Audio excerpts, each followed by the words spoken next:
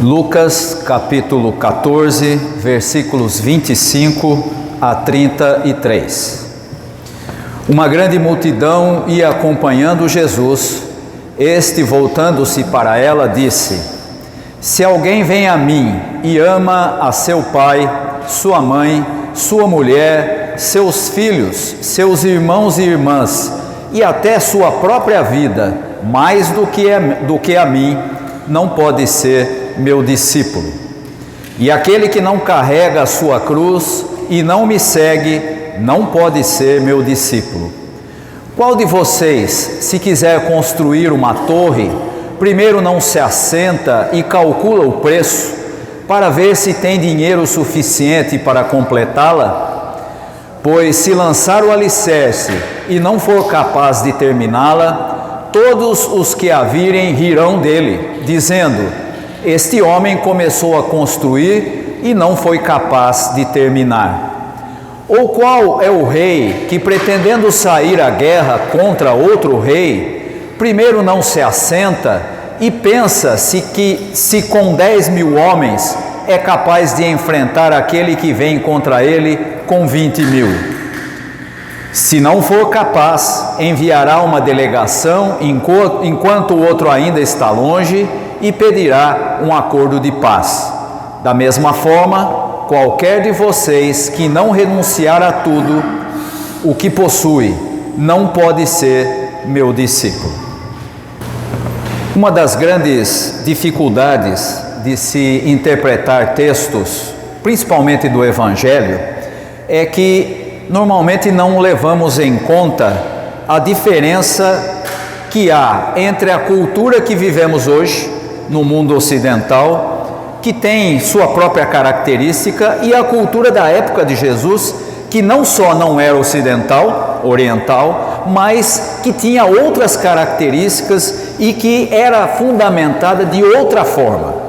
E justamente por causa dessa distância cultural e também de tempo, nós estamos falando de um texto de milênios atrás, o que acontece? É muito comum a gente pegar ideias que estão no texto e interpretá-las a partir do que nós conhecemos e não do que era na realidade o que Jesus estava dizendo e o que as pessoas estavam entendendo.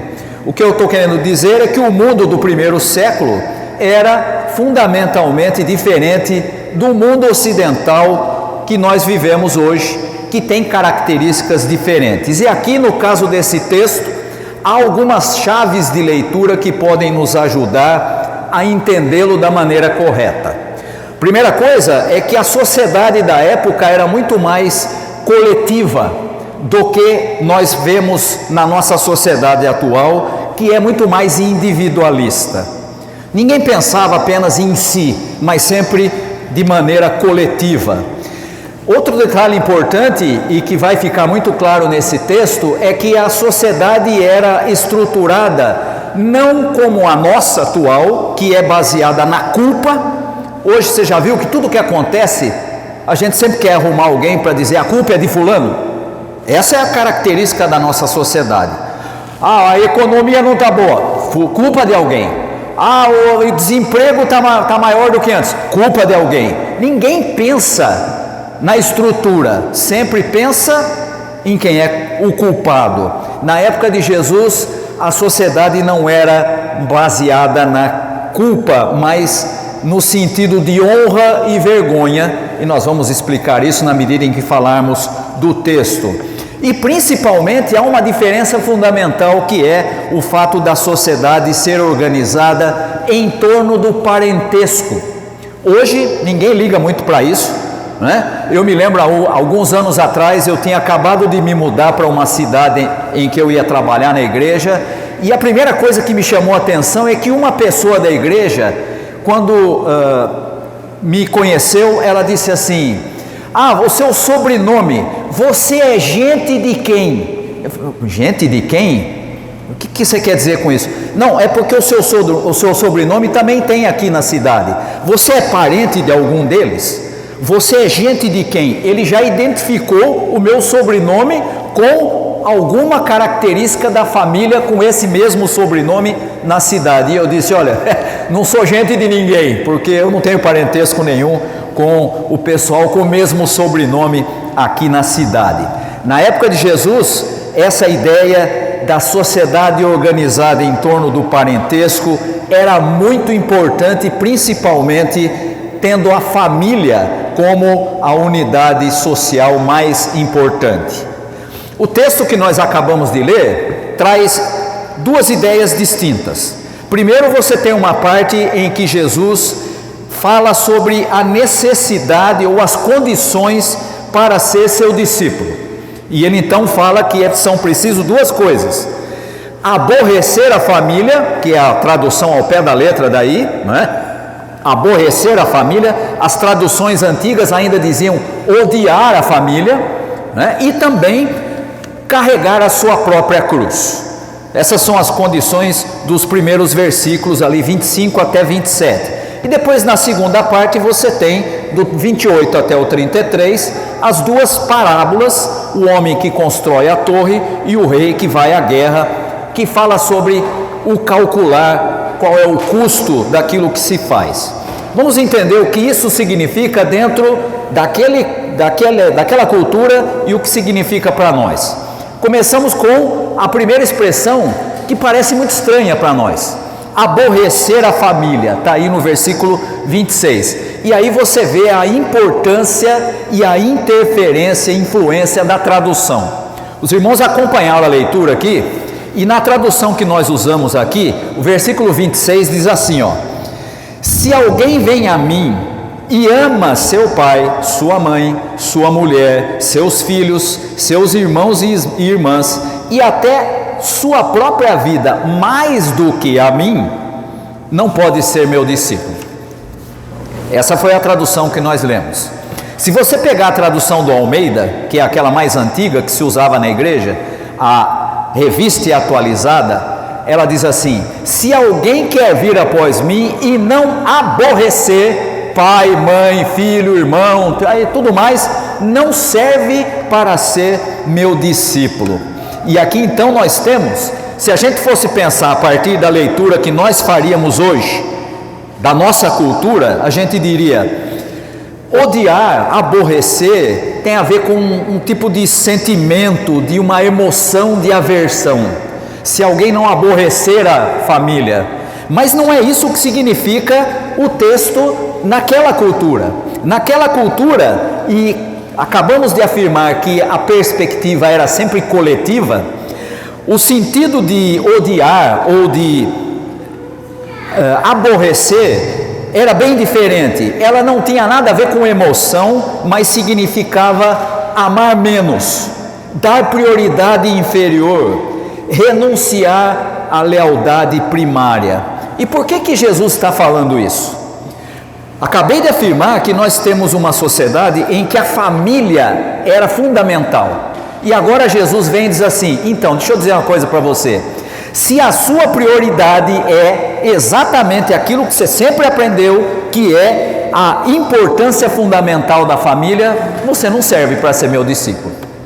Não serve para ser meu seguidor. E a gente olha para isso, mas espera aí, não parece que tem alguma coisa errada? Jesus está dizendo que a família não é importante? Não. O que Jesus está deixando claro é que aquilo que orientava a vida das pessoas, e aí então eu tenho que falar que a família definia a identidade da pessoa, o status, a honra e até mesmo a sobrevivência econômica. Tudo isso, Jesus diz, não tem importância nenhuma. E aí na cabeça daquelas pessoas que estavam acostumadas a pensar assim, o que o sujeito ia falar? Peraí, como assim? A vida inteira eu aprendi isso, agora chega esse homem e começa a falar que isso não tem importância? Que eu não devo priorizar essas coisas? Exatamente o que Jesus está dizendo.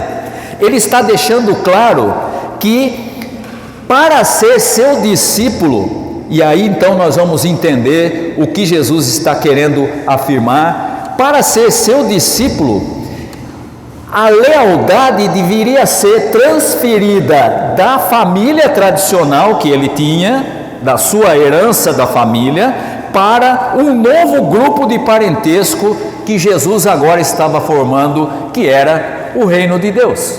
Em outras palavras, Jesus está dizendo que a comunidade dos discípulos, daqueles que se comprometeram a seguir o seu exemplo, se torna uma nova família. A exigência que Jesus faz aqui é bastante provocativa, porque ele tira a importância da família do parentesco e diz: agora vocês vão fazer parte de uma nova família. Você olha para isso e fala: peraí, isso aqui tem cara de seita, né? Você já viu aquele pessoal que começa a falar: não, você tem que abandonar tudo, né? Quem se lembra aí de seitas que inclusive levaram as pessoas a se matarem, vão se lembrar disso, não é? Esqueça tudo o que você aprendeu, agora você tem uma nova família. Não parece estranho? Parece que Jesus está contrariando. E aí, quando a gente olha para a família da época de Jesus, nós vamos entender por que ele está colocando essa condição. A família, diferente do que a gente tem hoje, a família era aquilo que dava identidade para a pessoa.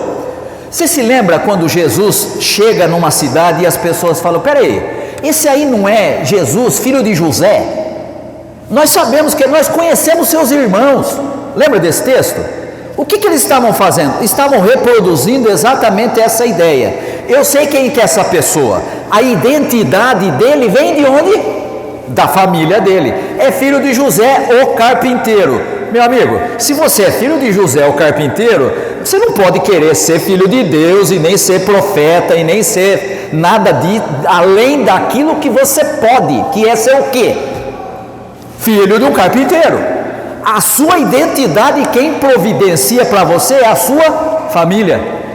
E Jesus vem e diz assim: não é assim não. Sabe como é que funciona agora? No reino, você ganha uma nova identidade. Agora você é parte de uma família que é construída por Deus. Mas e aquela herança que você tinha da família? Não tem mais importância. Por quê? Porque tanto faz qual é o seu sobrenome, qual é a dignidade que a sua família tem, a posição social que ela tenha dentro da sociedade, não tem importância nenhuma. Agora tudo é diferente. Agora, se você quiser ser meu discípulo, você tem que entender que o reino vem antes do que as coisas que você sempre aprendeu e aprendeu como sendo fundamentais. E não se iluda, tá? Na época de Jesus, tudo acontecia dentro da família, tudo. Hoje, a nossa identidade é formada assim: você nasce numa família, você começa a aprender com pai e mãe, aí chega aquela fase que o pai com a mãe trabalham, então eles vão botar você no parquinho, aí você começa a conviver com outras crianças. Daqui a pouco você cresce mais um pouquinho, vai para a escola, e aí uma porção de coisas que definem a sua identidade não vem do seu pai, nem vem da sua mãe, vem da escola, do convívio com colegas, do convívio com o professor, do convívio com outros que são mais velhos que você e que você tem que se defender contra eles. Você vai criando a sua identidade a partir das relações sociais. Era assim na época de Jesus? Não. Tudo dentro da família. Era a mãe que ensinava os filhos. Quando você tinha um filho que aprendia alguma coisa, quem que ensinou? A mãe. E o pai? O pai saía para trabalhar e a mãe cuidava de tudo. E aí então você tem o motivo da família ser aquilo que era mais importante naquela sociedade. Não havia nada mais fundamental do que a família. Ela determinava como a pessoa devia ser e como ela era vista na sociedade. Aí vem Jesus e diz assim: então, deixa eu dizer uma coisa para você. Se você não aborrecer a sua família, se você não me colocar como prioridade, e eu ser mais importante do que seu pai, sua mãe, sua família, sua herança cultural, não importa qual, nem qual é a posição dentro da sociedade, você não serve para ser meu discípulo. O que Jesus está propondo é uma mudança radical nas relações. Agora o reino de Deus vem em primeiro lugar. Parece que eu já ouvi isso em algum lugar, né?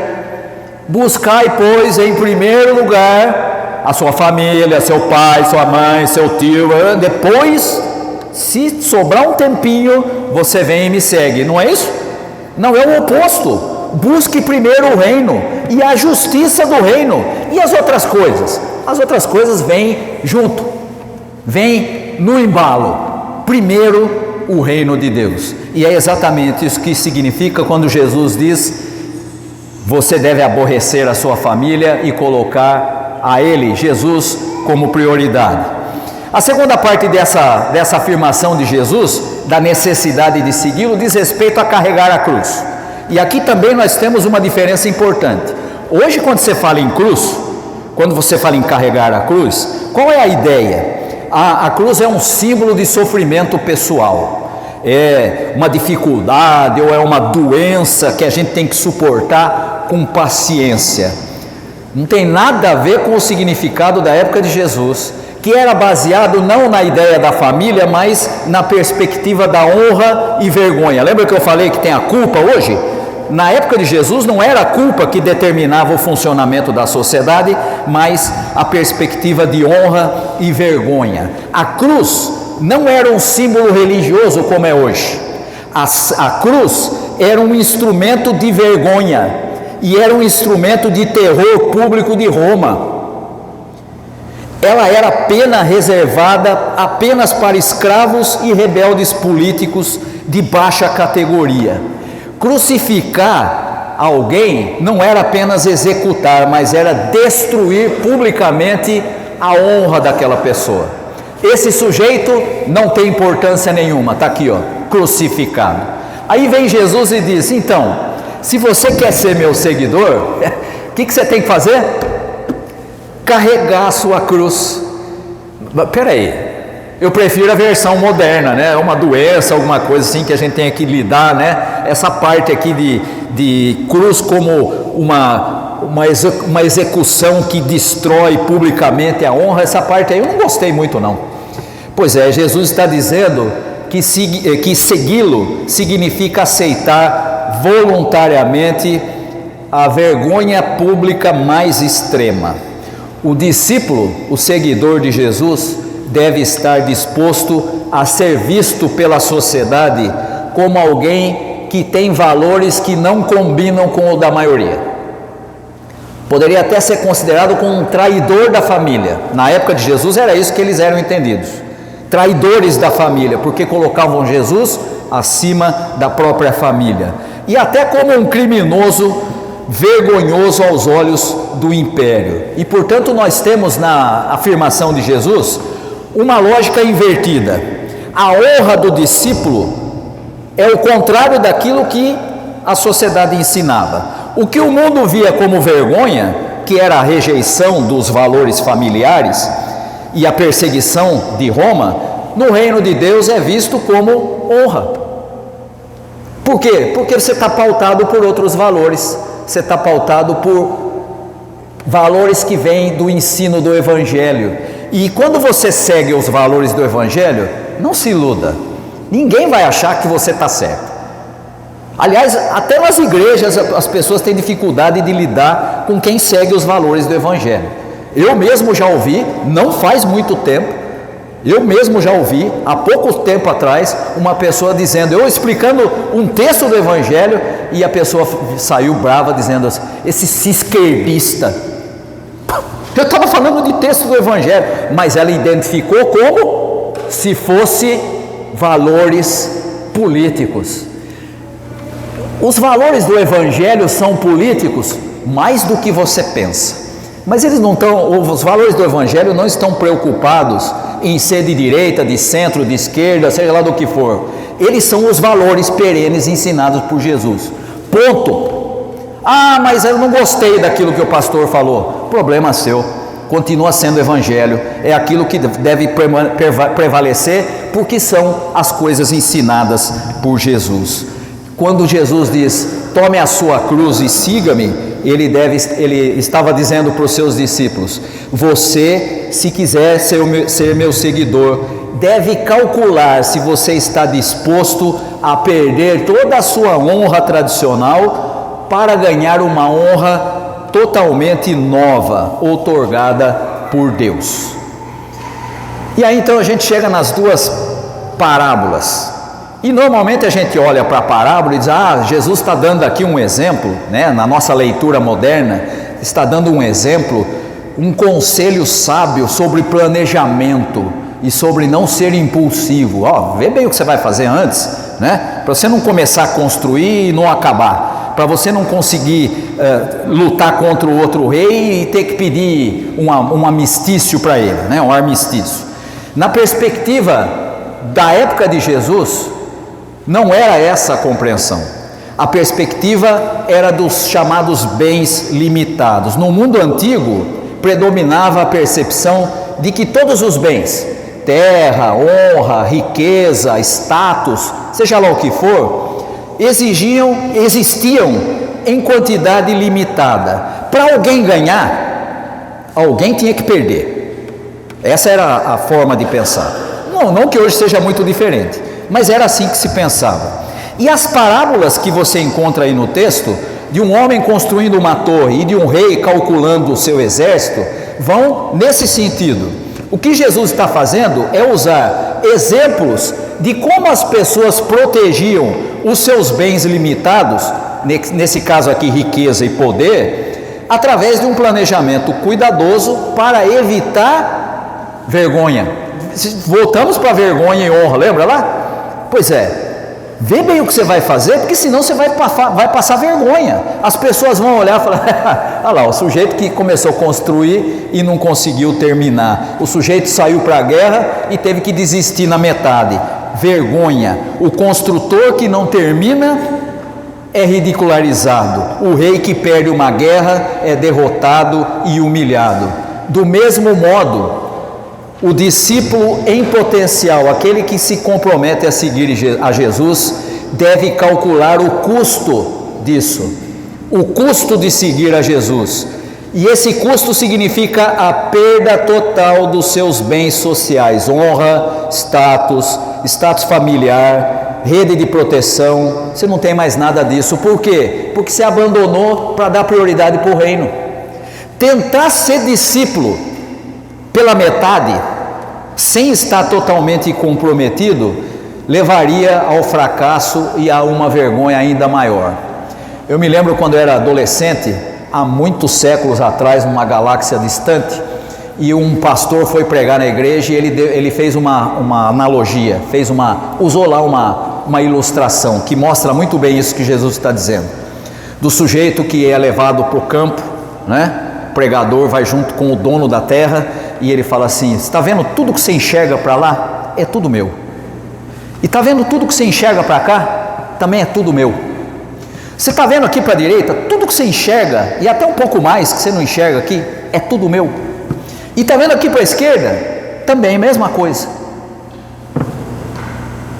E aí, o pregador com a maior tranquilidade diz assim: e para cá, o que você tem?